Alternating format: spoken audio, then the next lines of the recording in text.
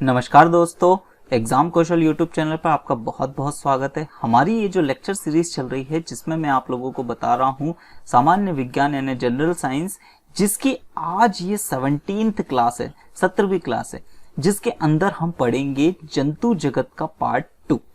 ठीक है, अब जंतु जगत का पार्ट 1 मैं पहले ही आप लोगों को बता चुका हूं।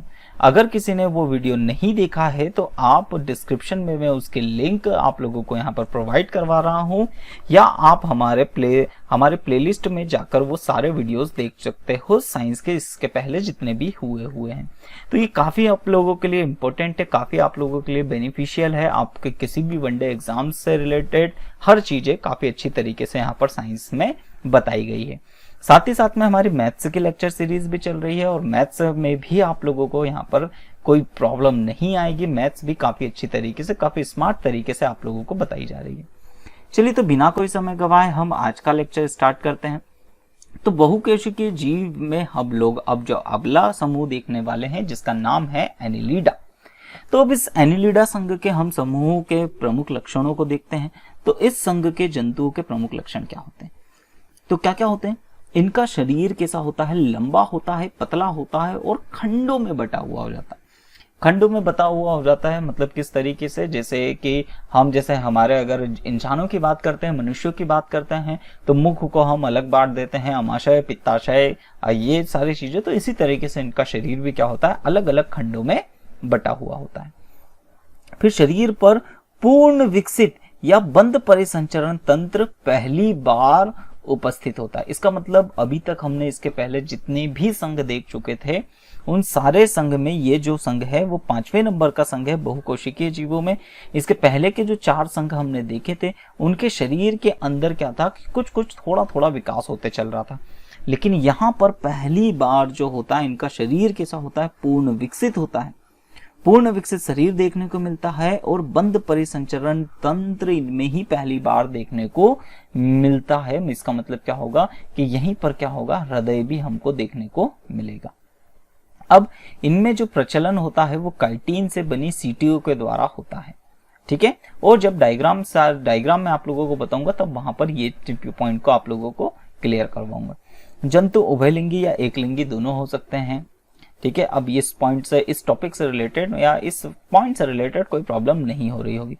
उत्सर्जन जो है वो मेटाफ्रीडिया के द्वारा इनके अंदर होता है।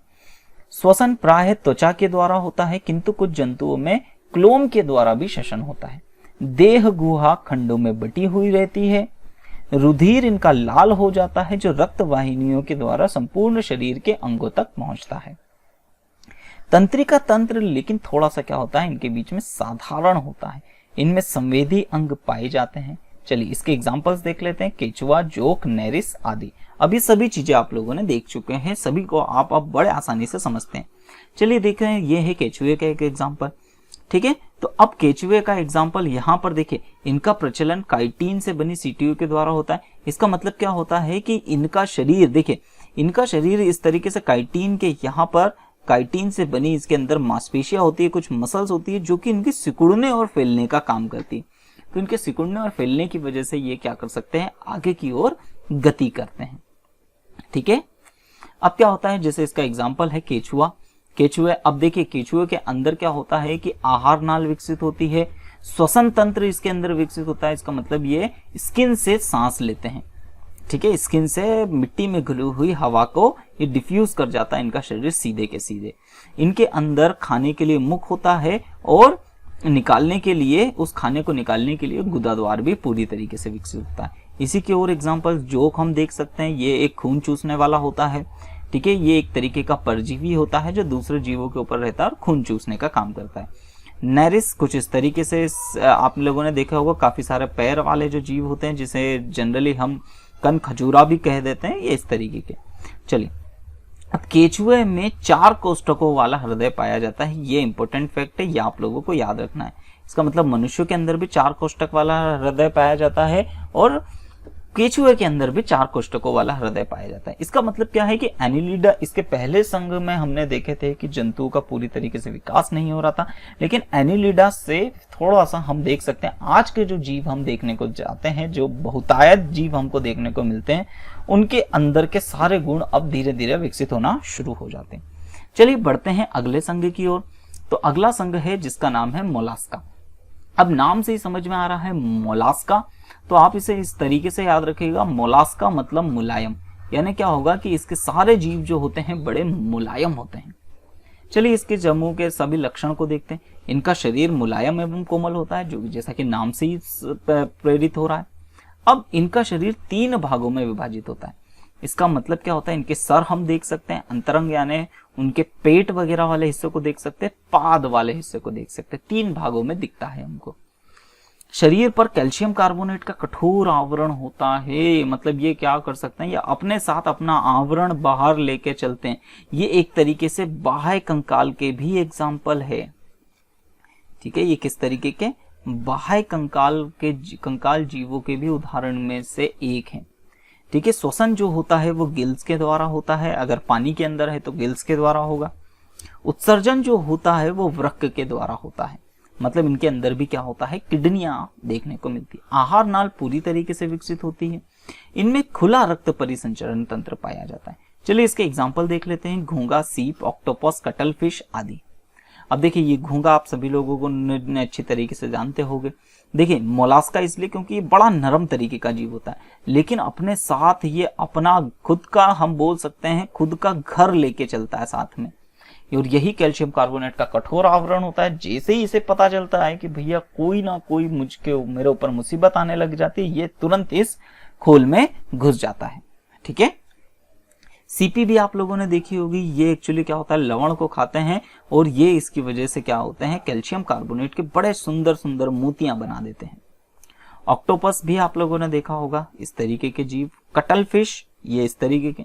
अब देखिए यहाँ पर आप लोगों से, देखिए यहां से क्वेश्चंस कुछ इस तरीके से पूछा जाएगा कि कटल फिश किसका एग्जाम्पल है। अब आप लोग लास्ट में देखो ये फिश लिखा हुआ और आपको फिश समूह मान लोगे, लेकिन याद रखिएगा कटल फिश जो होता है वो मछली समुदाय में नहीं होता है, वो मोलास्का समूह का एग्जाम्पल है। तो ये याद रखने वाली बात है बहुत सारी। इसे असत्य फिश भी कहा जाता है या असत्य मछली भी कहा जाता है। अब असत्य मछली का मतलब क्या है कि नाम है, दिखती है मछली जैसी, नाम भी हमने इसका मछली रखा, लेकिन ये रियलिटी में मछली नहीं है। ठीक है, तो ये इस तरीके से क्वेश्चंस पूछे जाएंगे आप लोगों से इस समूह से रिलेटेड। चलिए आगे बढ़ते हैं, अगला संघ हम देखते हैं। तो अगला संघ है हमारे सामने आर्थ्रोपोडा। अब इस आर्थ्रोपोडा के प्रमुख लक्षण देखते हैं। यह प्राणी जगत का सबसे बड़ा समूह, ये आप लोगों को याद रखना है। तो अगर आप लोगों से पूछा जाए कि बहुकोशिकीय जीवों में प्राणी जगत का सबसे बड़ा समूह कौन सा या उपसमूह कौन सा है, तो वो है आर्थ्रोपोडा ही सबसे बड़ा समूह है। क्यों बड़ा है, क्योंकि इसी आर्थ्रोपोडा के अंदर कीट समूह भी आ जाएगा। और कीट समूह, या अगर हम बात कर ले जाएं कि पूरी पृथ्वी पर सबसे ज्यादा प्रजाति में पाए जाने वाले अगर कोई जीव हैं तो वो कीट समूह ही हैं, और कीट समूह इसी आर्थ्रोपोडा के अंदर आते हैं। चलिए, शरीर 3 भागों में विभक्त रहता है, सर, वक्ष, उदर। ठीक है, शरीर पर बाह्य कंकाल क्यूटिकल के रूप में उपस्थित होता है। इनके पाद संधि युक्त होते हैं, इसका मतलब एक से अधिक पांव होते हैं और आपस में उनके बीच में एक संधि होती है। यह एक लिंगी होते हैं एवं निषेचन शरीर के इनके अंदर ही हो जाता है। ट्रेकिया, गिल्स, बुक, लंग्स श्वसन अंग होते हैं। ट्रेकिया भी होती है, गिल्स भी होते हैं, किसी के अंदर लंग्स के भी हमको देखने को मिलते हैं। इनमें खुला परिसंचरण तंत्र पाया जाता है, इसे कीट संघ के नाम से भी जाना जाता है। तो याद रखिएगा आर्थ्रोपोडा को ही कीट संघ भी कहा जाता है। ये याद रखिएगा कि इस तरीके से क्वेश्चन आप लोगों से पूछा जा सकता है कि कीट समूह का रासायनिक या वैज्ञानिक नाम क्या है, तो आर्थ्रोपोडा ही है। ठीक है, चलिए अब इससे रिलेटेड कुछ और देख सकते हैं। हमारे सामने हानिकारक कीट जो कि हमारे लिए हानिकारक होते हैं, जैसे जहरीले कीट, जैसे मधुमक्खी, बर्रा, मच्छर, ये सब हमें जब काटते हैं तो जिसकी वजह से बहुत ज्यादा दर्द होता है।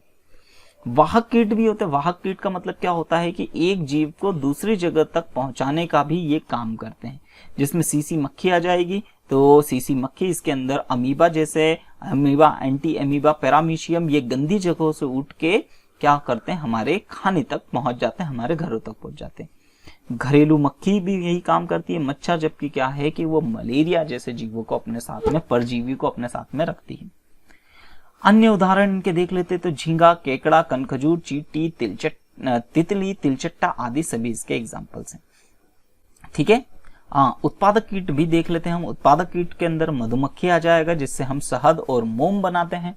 अब देखिए, मधुमक्खी का तो आप लोगों ने सुना ही होगा, मधुमक्खी का जो छत्ता हम लोगों को देखने को मिलता है, जैसे ये तरीके से।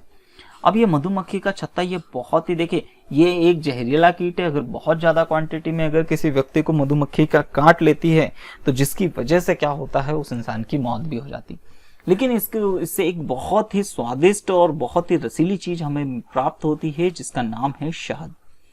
अब इसके लिए तो शहद बनाने के लिए इसीलिए क्या किया जाता है, मधुमक्खी का पालन भी किया जाता है, जिससे हम मधुमक्खी को पालते हैं। अब मधुमक्खी को पालने के बाद क्या होता है, इसका जो शहद, जो छत्ता होता है, उससे मोम निकलता है। और देखिए, ये थोड़ा सा ये आप लोगों को ये चौकोर टाइप का ये स्ट्रक्चर देखने को मिल रहा होगा। ये कुछ इस तरीके का हेक्सागोन शेप का, ठीक है, षटकोणीय भुजा वाला। तो ये जो इसके ये इस तरीके से छोटे छोटे ब्लॉक्स बनाते हैं और ब्लॉक्स के अंदर अपना शहद इकट्ठा करते हैं। तो ये आउटसाइड का ये जो ब्लॉक्स होता है ना, ये बनाते हैं अपनी मधुमक्खियां बनाती है अपनी लार से। और याद रखिएगा बच्चों, ये लार काफी महंगी बिकती है। इसका मतलब क्या होता है कि शहद से ज्यादा महंगा उसका मोम होता है। जब इसमें से शहद निकाल लिया जाता है, जो हिस्सा बचता है उसे मोम कहते हैं, और ये काफी महंगा बिकता है। ये काफी सारी दवाइयों में इसका उपयोग हो जाता है। लाख कीट भी आप लोगों ने कुछ इस तरीके से देख सकते हो, ये पेड़ों के ऊपर पाए जाते हैं इस तरीके से। ठीक है, तो ये जीव क्या करते हैं, ये लाख बना बना के अपने पीछे छोड़ जाते हैं, और इन्हीं से क्या करते किए जाते हैं। तो लाख से, जैसे आप लोगों ने लाख की चूड़ियों के बारे में सुना होगा, ये चूड़ियां इन्हीं से प्राप्त होती है। आई होप अब सारी चीजें आप लोगों को समझ में आ रही होगी। अब एक नोट वाली बात क्या है कि कीट में देखिए, मकड़ी जो होती है, तो मकड़ी को कीटों के समूह में नहीं रखा गया है। ठीक है, देखिए इसके एग्जाम्पल, जैसे ये मक्खी भी मैंने आप लोगों को बता दी है। ठीक है, घरेलू मक्खी। फिर उसके बाद ये जैसे ये झींगे का एग्जाम्पल आ जाता है। ठीक है, ये केकड़ा हम लोगों को देखने को मिलता है। अब देखिए, मकड़ी वाला हिस्सा मैं बताता हूं। यहां पर समझिएगा कि इस मकड़ी को कीट समूह में नहीं रखा गया है, ये बात आप लोगों को याद रखना है। ठीक है, कि इसका मतलब क्या है कि मकड़ी को हम एक कीड़ा नहीं कहते हैं। मकड़ी एक कीड़ा नहीं है। क्यों नहीं है? क्योंकि कीड़ों के समूह में या कीटों के समूह में मुख्यतः कितने 6 पैर हम लोगों को देखने को मिलते हैं, और उनके 4 पंख होते हैं या 2 जोड़ी पंख होते हैं। और मकड़ी के पास क्या होते हैं, इस समूह में इसलिए नहीं रखा गया है क्योंकि इनके पास कितने 8 पैर हो रहे हैं, 1 2 3 4, 4 इस तरफ और 4 इस तरफ, और 8 पैर हो जाने की वजह से ही क्या होता है, इसे कीटों के समूह में नहीं रखा गया। आई होप ये चीजें आप लोगों को समझ में आई होगी। चलिए अब आगे बढ़ते हैं। अगला संघ हम देखते हैं इकाइनोडर्मेटा। अब इस संघ के जंतुओं के प्रमुख लक्षणों को देखते हैं। तो इस संघ के सभी जंतु समुद्री होते हैं। ठीक है, इसका मतलब क्या होता है, सारे के सारे जंतु जो होते हैं हमें समुद्र में मिलते हैं इकाइनोडर्मेटा समूह के। ठीक है, तो इसके एग्जांपल्स में ये देख सकते हो आप, स्टारफिश आप लोगों को देखने को मिल रहा होगा। अब इनमें जल संवहन तंत्र पाया जाता है। जल संवहन तंत्र का मतलब क्या होता है कि पूरे शरीर के अंदर भी इनके क्या होता है, जल के ही माध्यम से सारे पोषक तत्व और ऑक्सीजन भी इनको प्राप्त होती है। ठीक है, या इस तरीके से समझ सकते हो कि रक्त की जगह जल होता है। अब प्रचलन तथा भोजन हेतु इनके अंदर क्या होती है, नाल होती है, और पाद पाए जाते हैं, पैर भी पाए जाते हैं। इनके शरीर पर कैल्शियम कार्बोनेट का कठोर आवरण होता है, जो कटीला होता है, कांटे जैसा होता है। इनका शरीर जो होता है खंडहीन, गोलाकार, बेलनाकार, तारे के समान जैसा होता है। वास्तविक देह गुहा इनके अंदर पाई जाती है। पुनरुत्पादन की विशेष क्षमता होती है। पुनरुत्पादन का मतलब क्या होता है कि जैसे अगर मान लेते हैं, पुनरुत्पादन का मतलब समझिए, जैसे ये जीव है, इसकी अगर कहीं से गलती से इतनी क्या हो गया, इतना हिस्सा किसी वजह से खराब हो गया, टूट गया, या किसी दूसरे शिकारी ने काट लिया, तब क्या होगा, ये अपने आप को बड़ी तेजी से क्या होगा, वापस से इस चीजों को उगा लेता है। इसको पुनरुत्पादन की क्षमता कहते हैं। इसके एग्जाम्पल है स्टारफिश। फिर से आप लोग यहाँ पर देख सकते हो कि क्या नाम आ रहा है, स्टार और फिश आ रहा है। इसका मतलब ये भी क्या है, असत्य मछली है। नाम में भले फिश है, लेकिन ये मछली समूह में नहीं आती है। ब्रिटल फिश, समुद्री आर्चिन, समुद्री खीरा। ठीक है, तो ये है आप लोग क्या है, समुद्री आर्चिन। देखिए ये इस तरीके से कैल्शियम कार्बोनेट के बड़े कठोर ऐसे काटे काटे होते ताकि कोई इन्हें खा नहीं पाए। समुद्री खीरा ये बहुत महंगा बिकता है। ये इसकी जो कीमत होती है वो $1000 प्रति किलो भी होती है। काफी महंगा ये समुद्री खीरा देखने को मिलता है। ये काफी, और देखिए समुद्र से रिलेटेड जितने भी भोजन होते हैं उनमें काफी अच्छी क्वांटिटी में आयोडीन प्राप्त होता है। तो समुद्री भोजन से आयोडीन काफी अच्छे से मिलता है, तो इनमें भी आयोडीन की प्रचुर मात्रा पाई जाती है। आई होप चीजें आप लोगों को क्लियर हुई होगी। ठीक है, तो यहाँ तक इस क्लास को मैंने थोड़ा सा इस लेक्चर को छोटा ही रखा है, क्योंकि लास्ट समूह जो हमको कॉर्डेटा संघ पढ़ना है, वो कॉर्डेटा संघ भी अपने आप में क्या है, एक बहुत बड़ा संघ है। ठीक है, क्योंकि उसी के अंदर हम मनुष्यों के बारे में पढ़ेंगे। ठीक है, अब उसी के अंदर काफी सारे जीव आ जाते हैं जिनको हमको काफी अच्छी तरीके से पढ़ना है, डिटेलिंग में पढ़ना है। तो अगर वो भी मैं अगर आज के इस लेक्चर के साथ बताता तो लेक्चर काफी बड़ा हो जाता। तो उस कॉर्डेटा समूह को मैं आप लोगों के लिए अगले लेक्चर में उस समूह को लेकर आऊंगा। अगर आप लोगों को वीडियो पसंद आया है तो प्लीज यार वीडियो को लाइक कीजिए। साथ ही साथ में अगर चैनल को सब्सक्राइब नहीं किया है, चैनल को सब्सक्राइब भी कीजिए, बेल आइकन को प्रेस कीजिए, ताकि जो भी नोटिफिकेशन है वो सबसे पहली बार आप लोगों को आपके मोबाइल पर मिल सके। चलिए, तब तक के लिए धन्यवाद।